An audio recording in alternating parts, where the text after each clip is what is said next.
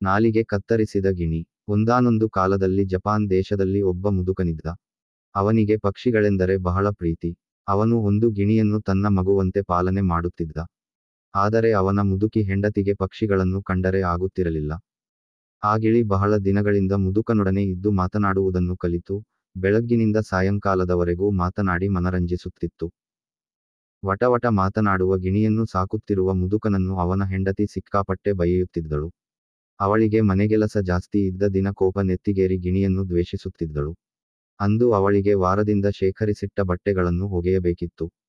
ಬಟ್ಟೆಗೆ ಹಾಕಲು ಬಟ್ಟಲಲ್ಲಿ ಮಾಡಿಟ್ಟ ಗಂಜಿಯನ್ನು ಕುಡಿಯುವುದನ್ನು ನೋಡಿ ಅವಳಿಗೆ ಬಹಳ ಕೋಪ ಬಂತು. ಅವಳು ಒಂದು ಕತ್ತರಿ ತೆಗೆದುಕೊಂಡು ಅದರ ನಾಲಗೆ ಕತ್ತರಿಸಿ ಗಾಳಿಯಲ್ಲಿ ಅದನ್ನು ಹಾರಿಹೋಗಲು ಬಿಟ್ಟುಬಿಟ್ಟಳು. ಮುದುಕ ಮನೆಗೆ ಬರಲು ಗಿಣಿ ಇಲ್ಲದಿರುವುದು ನೋಡಿ, ಗಿಣಿ ಎಲ್ಲಿ ಹೋಯಿತೆಂದು ಹೆಂಡತಿಯನ್ನು ಕೇಳಿದನು. ತನಗೆ ಗಿಣಿ ಕಷ್ಟ ಕೊಟ್ಟಿದ್ದರಿಂದ ಅದರ ನಾಲಗೆ ಕತ್ತರಿಸಿ ಮನೆಯಿಂದ ಹೊರಗೆ ತಳ್ಳಿಬಿಟ್ಟೆ ಎಂದಳು. ಮುದುಕನಿಗೆ ದುಃಖ ಉಕ್ಕಿ ಬಂದಿತು. ಕಣ್ಣೀರು ಸುರಿಸುತ್ತಾ ಗಿಣಿಯನ್ನು ಹುಡುಕಿಕೊಂಡು ಕಾಡಿಗೆ ಹೋದ. ಗಿಣಿಯೇ, ಗಿಣಿಯೇ, ಎಲ್ಲಿರುವೆ? ನಿನ್ನ ಹುಡುಕಿ ಬಂದಿರುವೆ ಎಂದು ಕೂಗಿಕೊಂಡ. ಇದ್ದಕ್ಕಿದ್ದ ಹಾಗೆ ಗಿಣಿ ಕಿಮೋನೋ ವಸ್ತ್ರ ಧರಿಸಿ ಮನುಷ್ಯರಂತೆ ಮಾತನಾಡುತ್ತಾ ಮುದುಕನ ಹತ್ತಿರ ಬಂದು ಆದರದಿಂದ ಸ್ವಾಗತಿಸಿ, ಅಜ್ಜ, ನಿನಗೆ ಬಹಳ ಸುಸ್ತಾಗಿರಬೇಕು. ನಮ್ಮ ಕಾಡಿನ ಮನೆಗೆ ಬಾ, ಆರಾಮ ಮಾಡು ಎಂದಿತು. ಅಜ್ಜನಿಗೆ ಇದು ಕಿನ್ನರ ಗಿಣಿ ಇರಬೇಕು ಎನಿಸಿತು. ಗಿಣಿಯ ಮನೆ ಸುಂದರವಾಗಿತ್ತು. ಗಿಣಿಗೆ 4 ಹೆಣ್ಣು ಮಕ್ಕಳಿದ್ದವು. ಎಲ್ಲವೂ ಪುಟ್ಟ ಕಿಮೋನೋಗಳನ್ನು ಧರಿಸಿ ಸುಂದರವಾಗಿದ್ದವು.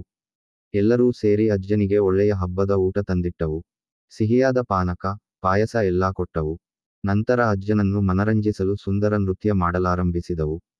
ಅಜ್ಜ ಮೈ ಮರೆತು ಆನಂದದಿಂದ ಕೈ ತಟ್ಟುತ್ತಾ ನೃತ್ಯ ಗಾನ ಸವಿಯುತ್ತಿದ್ದ. ಕತ್ತಲಾಗುತ್ತಾ ಬರಲು ಹೆಂಡತಿಯ ನೆನಪು ಬಂದು, ಇನ್ನು ಹೊರಡುವೆ ಗಿಣಿ ಮಗಳೇ ಎಂದ. ಇನ್ನೂ ಸ್ವಲ್ಪ ಹೊತ್ತು ಇರು ಅಜ್ಞಾ ಅಂತ ಗಿಣಿ ಕೇಳಿಕೊಂಡಿತು. ಇಲ್ಲ ಗಿಣಿ, ನನ್ನ ಹೆಂಡತಿಗೆ ಕೋಪ ಬರುತ್ತೆ. ಇನ್ನು ನಾನು ಹೊರಡುವೆ ಎಂದ. ಸರಿ, ಹಾಗಾದರೆ ನಿನಗೆ ಮನೆಗೆ ಕೊಂಡೊಯ್ಯಲು 2 ಕಾಣಿಕೆಯ ಚೀಲ ಕೊಡುವೆ. ಒಂದು ಭಾರವಾಗಿರುತ್ತೆ, ಇನ್ನೊಂದು ಹಗುರವಾಗಿರುತ್ತೆ. ನಿನಗೆ ಯಾವುದು ಬೇಕೋ ಆರಿಸಿಕೋ ಎಂದಿತು. ಅಜ್ಜ ಹಗುರವಾದ ಚೀಲ ತೆಗೆದುಕೊಂಡು ಮನೆಗೆ ಬಂದ. ಅಜ್ಜ ಆಸೆಯಿಂದ ತೆಗೆದು ನೋಡಿದರೆ, ಅದರಲ್ಲಿ ಬಂಗಾರ, ಬೆಳ್ಳಿ, ವಜ್ರ, ವೈಡೂರ್ಯ ಇತ್ತು.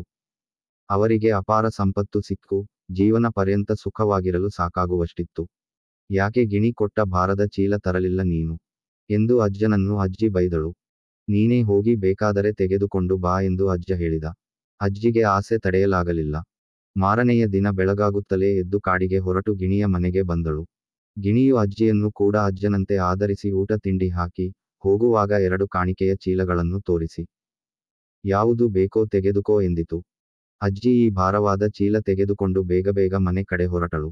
ಆದರೆ ಕಾಡಿನಲ್ಲಿ ಅರ್ಧ ದಾರಿ ಬರುವಾಗಲೇ ಅಜ್ಜಿಗೆ ದುರಾಸೆಯಾಗಿ ಒಂದು ಕಡೆ ಕಾಡಿನಲ್ಲಿ ಕುಳಿತು ಚೀಲವನ್ನು ತೆಗೆದು ನೋಡತೊಡಗಿದಳು. ಅವಳ ದುರದೃಷ್ಟಕ್ಕೆ ಚೀಲದಿಂದ ಹಾವು, ಚೇಳು, ಕಚ್ಚುವ ಜೇನು ಎಲ್ಲ ಹಿಂಡುಹಿಂಡಾಗಿ ಬರತೊಡಗಿದವು. ಅವಳು ಅವುಗಳಿಂದ ತಪ್ಪಿಸಿಕೊಳ್ಳಲು ಮನೆಯ ಕಡೆ ಓಡಿ ಬಂದಳು. ಅಜ್ಜಿಗೆ ಅಷ್ಟು ಹೊತ್ತಿಗೆ ಬುದ್ಧಿ ಬಂದಿತ್ತು. ನಾನು ಗಿಣಿಯ ನಾಲಗೆ ಕತ್ತರಿಸಿದ್ದಕ್ಕೆ ಇದು ತನಗಾದ ತಕ್ಕ ಶಿಕ್ಷೆ ಎಂದು ತಿಳಿದುಕೊಂಡು, ಇನ್ನು ಮೇಲೆ ಎಂದಿಗೂ ನಾನುತ್ತು ನೀಚತನವನ್ನು ತೋರಿಸುವುದಿಲ್ಲ ಎಂದು ನಿರ್ಧರಿಸಿದಳು.